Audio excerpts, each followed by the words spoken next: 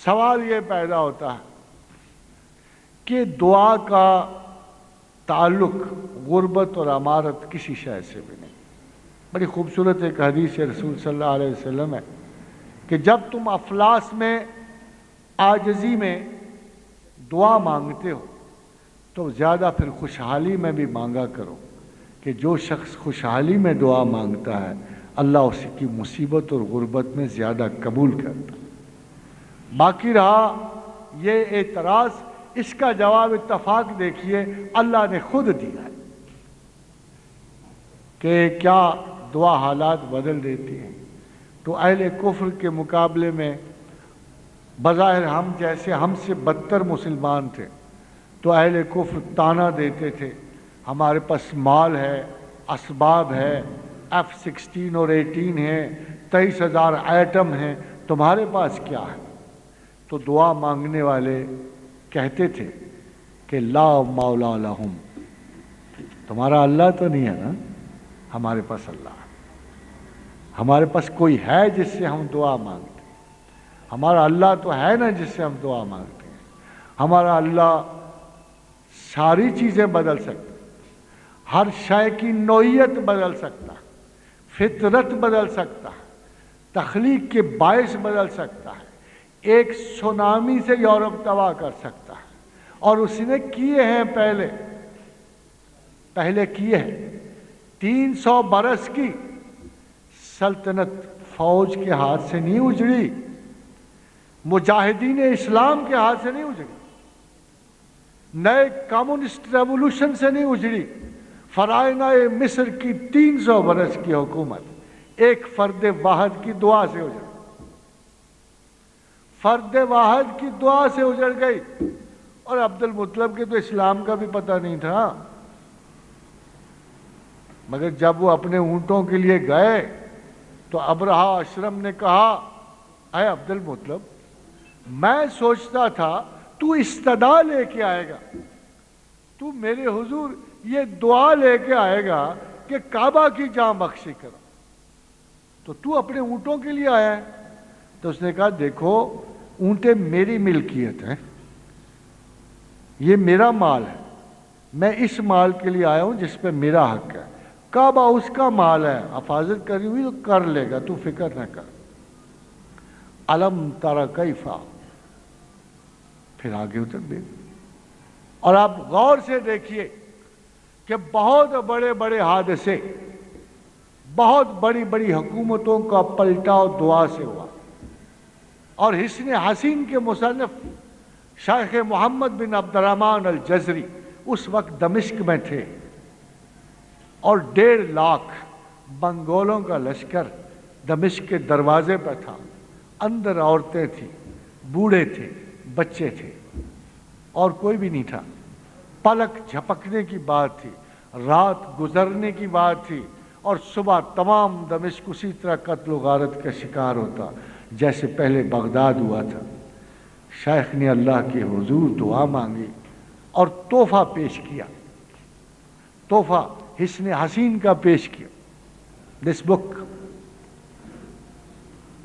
حضور صلی اللہ علیہ وسلم کی ساری دعاؤں کو جمع کر دیا مختلف احادیث سے، اور ایک نئی کتاب تخلیق کی تاکہ مسلمانوں کو آسانی رہے رسول اللہ صلی اللہ علیہ وسلم کی دعاؤں پہنچنے کا۔ اس کا نام حسن حسین رکھا کہ سب سے مضبوط حفاظت دعا کی ہے، مضبوط ترین قلعہ، قلعوں کا قلعہ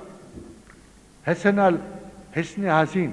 پھر رات کو رسول اللہ سے فرمایا کہ رات رسول اللہ کو خواب میں دیکھا،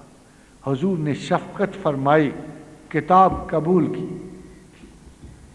تو بہت بڑی بات ہے جو آپ کو بتا رہا ہوں، اس کتاب کو اللہ کے رسول نے قبول کیا، اپنی دعاؤں کی اس کلیکشن کو اللہ کے رسول نے قبول کیا۔ کوئی گھر اس سے خالی نہیں ہونا چاہیے۔ فرمایا قبول فرمایا کتاب کو، اور مجھے بائیں ہاتھ لیا۔ تو شیخ جزری فرماتے ہیں، محدث ہیں بہت بڑے اپنے زمانے کے، کہ اہل عرب اسے بائیں بغل لیتے ہیں جس کی حفاظت مقصود ہو، اور فرمایا فکر نہ کر، یہ اندیشہ و آلام دور ہوں گے، اور تاریخ کو آج تک نہیں پتہ لگ سکا۔ یقین جانیے کہ this is called the most decisive moment in the history of Islam, most decisive moment, کہ اس رات منگول لشکر محاصرہ اٹھا کے کیوں چلا گیا، آج تک نہیں پتہ لگا، مگر ہمیں پتہ ہے، اس کتاب کا پتہ ہے، اس کے مصنف کا پتہ ہے، اس کی دعا کا پتہ ہے۔ اگلے برس وہ پھر آیا ہے، جہاں بخشی نہیں کی اس نے، جس رات دعا مانگی گئی اس رات چلا گیا، اگلے برس پھر آیا قزل بوغا 1.5 لاکھ سے بڑا لشکر لے کر، مگر اب عالم اسلام کے 3 مجاہد اس کا سامنا کرنے کے لیے تیار تھے، سلطان علاء الدین، سلطان بیبرس، سلطان رکن الدین بیبرس جو عالم اسلام کا سب سے بڑا صلیبی جرنیل تھا، اور حافظ ابن تیمیہ جو اپنے وقت کا سب سے بڑا مستند امام زمانہ تھا، تینوں اس کو فیس کرنے کے لیے تیار تھے۔ اور معرکہ عین جالوت شروع ہوا، آئی آف دی گولایت، اس کو یہاں ہی اسی میدان میں حضرت داؤد کا جالوت سے مقابلہ ہوا تھا۔ پھر ایک دفعہ ہسٹری دہرائی گئی اور ایک مکمل فتح مسلمانوں کے نصیب میں آئی، اتنی مکمل فتح کہ which is recorded in the history as the most decisive event، کیونکہ اس کے بعد منگولوں کے تمام حملے عالم اسلام پہ رک گئے، اور بغداد کی تباہی سے شروع ہونے والا قافلہ دمشق سے ٹکرا کے پسپا ہو گیا، اور پھر یہ منگول اور یہ ترکمان جو چڑھ کے آئے تھے یہ عالم اسلام کے خدمت گزار بنے، اور اسلام کی فوجوں کو نیا خون ملا، اور انہی کے اوپر اقبال نے پھر وہ